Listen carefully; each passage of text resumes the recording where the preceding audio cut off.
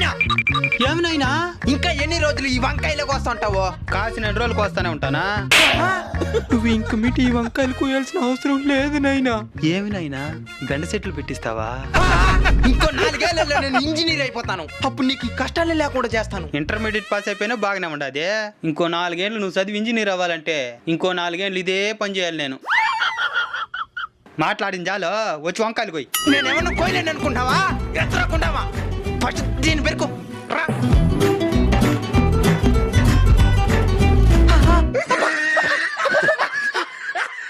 ఏమన్నా ఇంత దుర్దుగా ఉన్నదా? వ్యవసాయం అంటే ఈజీ అనుకునేవా?